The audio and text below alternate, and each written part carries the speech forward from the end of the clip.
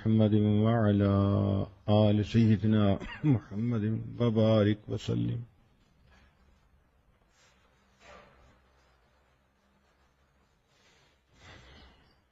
انسان درخت نہیں کہ کھڑا رہے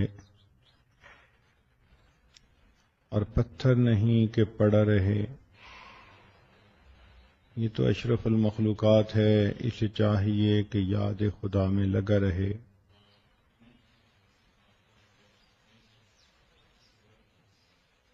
جس بندے نے اپنی زندگی نیکوکاری اور پرہیزگاری پر گزاری، اس بندے کا آخری وقت بھی نیکی پر ہی گزرتا ہے. نبی علیہ الصلوۃ والسلام نے ارشاد فرمایا، کما تعیشون تموتون، تم جس حال میں زندگی گزارو گے تمہیں اسی حال میں موت آئے گی. نتیجہ یہ نکلا کہ جس کی زندگی محمود اس کی موت بھی محمود، اور جس کی زندگی مذموم اس کی موت بھی مذموم. کافر کا مقصد زندگی ہوتا ہے اچھا جیو اور لوگوں کو جینے دو. تو اچھا جیو اور جینے دو، یہ کافر کا مقصد زندگی. اور مومن کا مقصد زندگی ہوتا ہے کہ اچھا مرو اور مرنے دو. جو بندہ اس دنیا سے جاتے ہوئے کلمے پہ موت لے گیا وہ مقصد زندگی کو پا گیا. یہ سب بھاگی دوڑی، یہ محنتیں، یہ مجاہدے، یہ کوششیں، سب کا مقصود یہی ہے کہ آخری وقت میں کلمے پہ موت آ جائے. اگر وہ آ گئی تو پھر آگے کی منزلیں آسان. اس لیے انگریزی میں کہتے ہیں all is well that ends well. تو اگر کلمے پہ موت آ گئی تو زندگی کامیاب ہو گئی. لیکن یہ کلمے پہ موت آنا کوئی آسان کام نہیں ہے، اس کے لیے محنت کرنی پڑتی ہے. ملتان کے ایک ڈاکٹر صاحب تھے، ان کو ایمرجنسی وارڈ میں ڈیوٹی کرتے سالوں گزر گئے. انہوں نے ایک کتاب لکھی، موت کے وقت کے حالات. تو انہوں نے کہا کہ میرے جتنے پیشنٹ ایسے ہوتے تھے کہ جن کے وائٹل سائنز نظر آنے لگتے تھے، میں ان کو پہلے سے سمجھا دیتا تھا کہ آپ نے اونچا کلمہ پڑھنا ہے، اور اگر نہ پڑھ سکیں، کوئی رکاوٹ ہو، تو آپ نے اشارے سے مجھے بتانا ہے کہ وجہ کیا ہے نہ پڑھنے کی.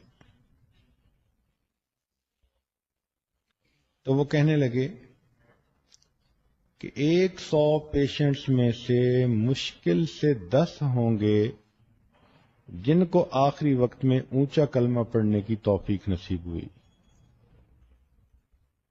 باقی لوگوں کی زبان سے یا تو الٹی سیدھی باتیں نکلتی رہیں،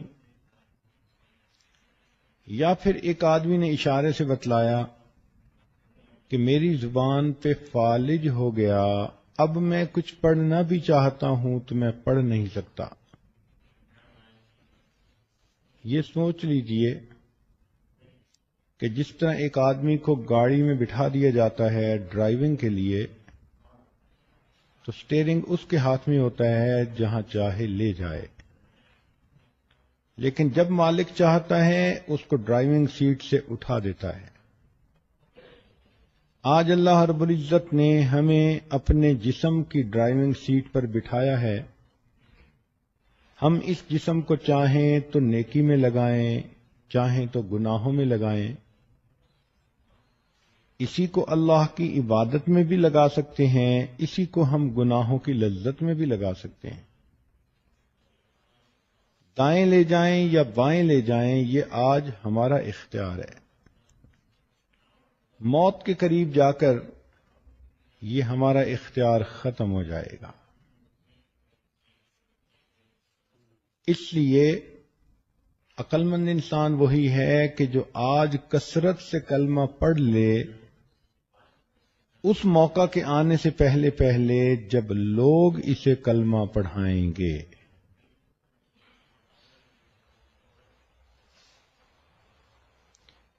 علماء نے لکھا ہے کہ جو شخص دنیا میں استقامت کے ساتھ شریعت پر چلے گا یہ بندہ پل صراط کے اوپر پھسلے بغیر پار کر جائے گا. جو دنیا میں احکام الہی پر عمل کرنے میں پھسلتا ہوگا یہی انسان ہے جو پل صراط کے اوپر بھی پھسلے گا اور اوندھے منہ جہنم میں چلا جائے گا. اب ہم اپنی زندگی کا اندازہ لگائیں. شاید ہر دوسرے قدم پہ پھسلتے ہیں. کبھی نظر ادھر پڑ جاتی ہے، کبھی زبان سے کچھ نکل جاتا ہے.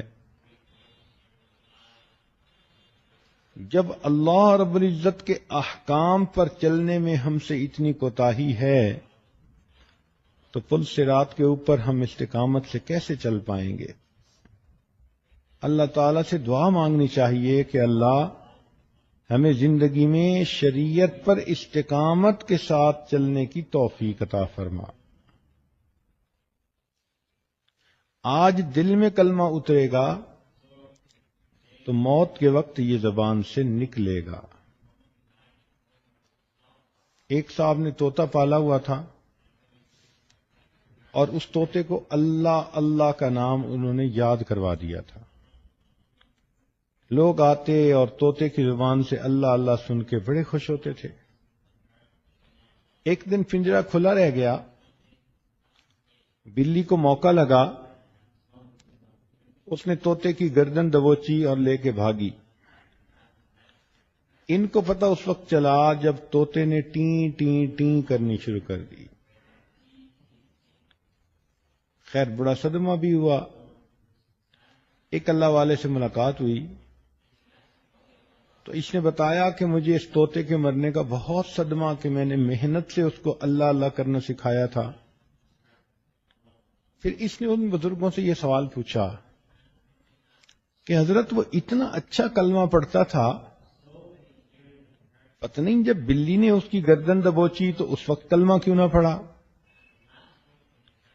تو ان بزرگوں نے کہا کہ دیکھو بچے، دستور یہ ہے جو کچھ انسان کے دل میں ہوتا ہے موت کے وقت وہی کچھ نکلتا ہے.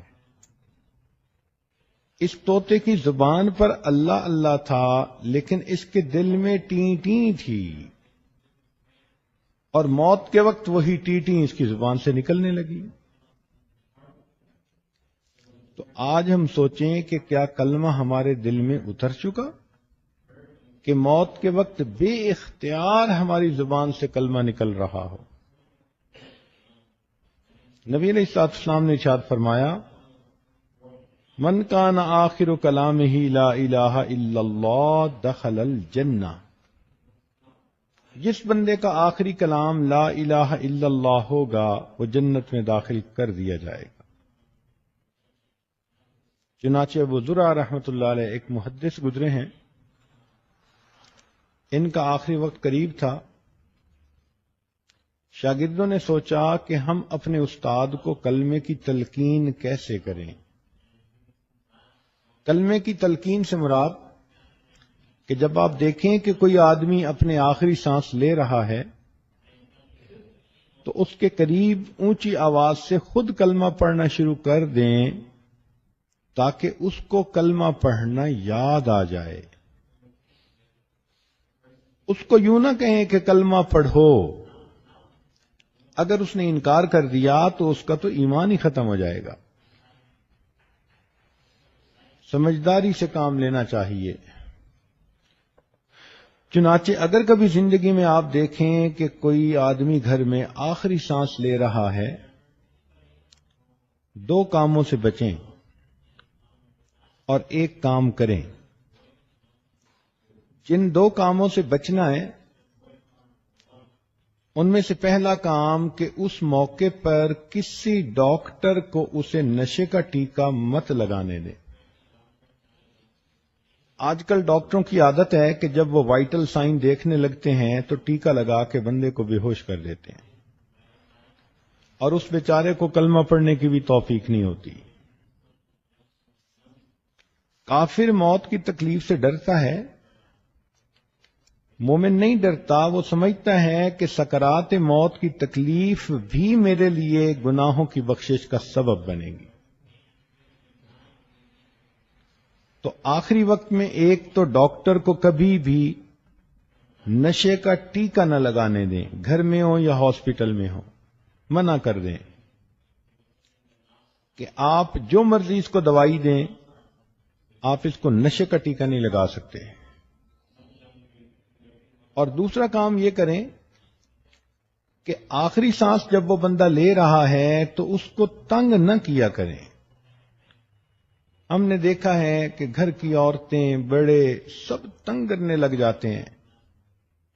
اس نے آنکھیں بند کی ہوتی ہیں، آنکھیں کھولتی ہیں، ابو تم نے پہچانا میں کون ہوں؟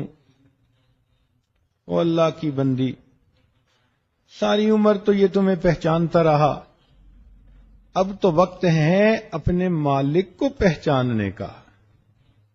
اس کی یکسوئی میں خلل نہ ڈالو، اس کو توجہ اللہ کے ساتھ دنیا سے جانے دو.